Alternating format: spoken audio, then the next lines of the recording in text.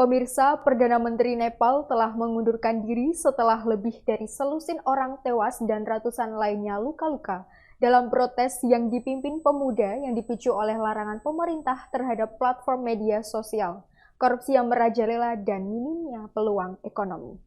Protes terbaru yang dipimpin oleh orang-orang berusia 13 hingga 28 tahun, kelompok yang dikenal sebagai generasi Z, merupakan kerusuhan terburuk yang pernah terjadi di Nepal dalam beberapa dekade. Pasukan keamanan mengerahkan amunisi langsung, meriam air dan gas air mata selama protes di beberapa kota yang menurut pihak berwenang menewaskan sedikitnya 19 orang menurut kantor berita Reuters.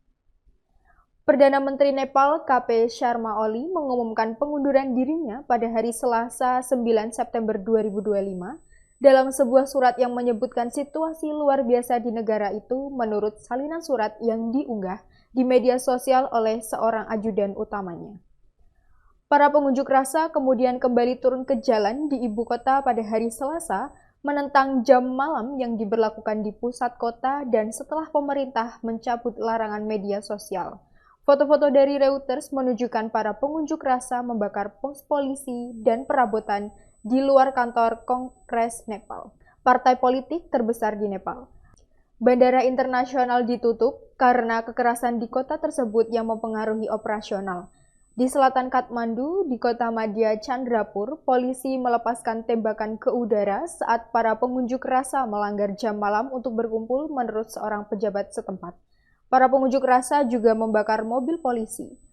Kemarahan terhadap pemerintah atas apa yang dianggap banyak orang sebagai korupsi yang merajalela dan telah berlangsung puluhan tahun di Nepal sudah membara dan meluap ke jalan-jalan ibu kota minggu lalu setelah pemerintah memblokir platform media sosial dalam sebuah langkah yang banyak dikritik oleh kelompok-kelompok hak asasi manusia.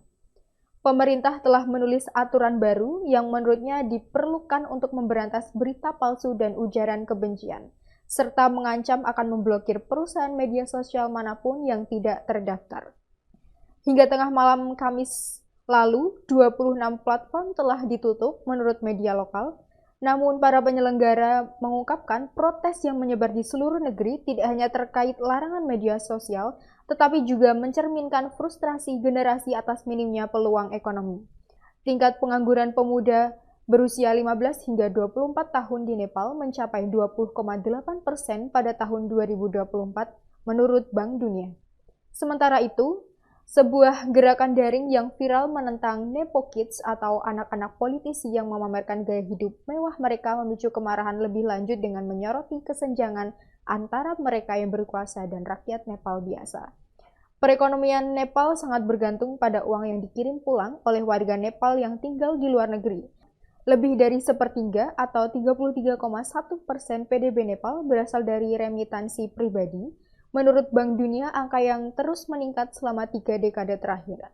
Protes kemudian berubah menjadi kekerasan pada hari Senin 8 September 2025 ketika para pengunjuk rasa bentrok dengan polisi di kompleks parlemen di Kathmandu.